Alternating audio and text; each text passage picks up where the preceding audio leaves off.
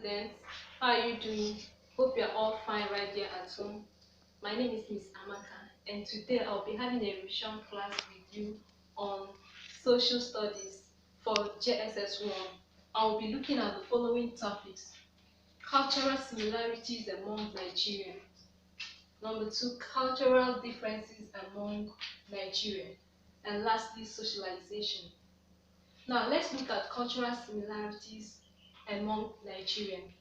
Number 1 is language. You find out that in Nigeria today we have similar languages. For example, the Kabas speak Yoruba, they understand Yoruba and speak Yorubas as well. The Deltas also understand and speak Igbo. Number 2, mode of marriage. In our cultural group today, you find out that it is expected of a man to pay the bride price of a woman, after which he takes her home to be his wife, and the woman is also expected to bear the husband's name. Number 3 is religion. In our cultural group today, we have different religions. Now let's look at cultural differences among Nigerians. Number 1 is the mode of marriage. You find out that in mode of marriage today in our cultural group, it differs. In some cultural groups, you find out that it's usually expensive, and some cultural groups, you find out that it's less expensive.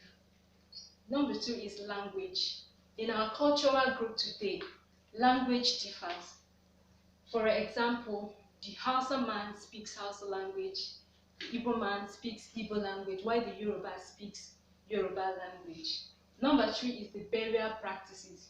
You find out that in our religion today, burial practices differs. For example, the Islam forbids keeping their dead few hours after death, while the Christians can preserve it as long as they are ready to perform the burial ceremonies. Having known all this, let's look at socialization. And by way of definition, socialization is the process whereby an individual learns to adjust to a group or society and behaves in a manner approved by the society. And I'll take it once more again. Socialization is the process whereby an individual learns to adjust to a group or society and behaves in a manner approved by the society. And socialization has different stages. And number 1 is the primary stage. In the primary stage, the child depends solely on his or her parents. And number 2 is the secondary stage. In the secondary stage, the child shows that he or she is socialized enough.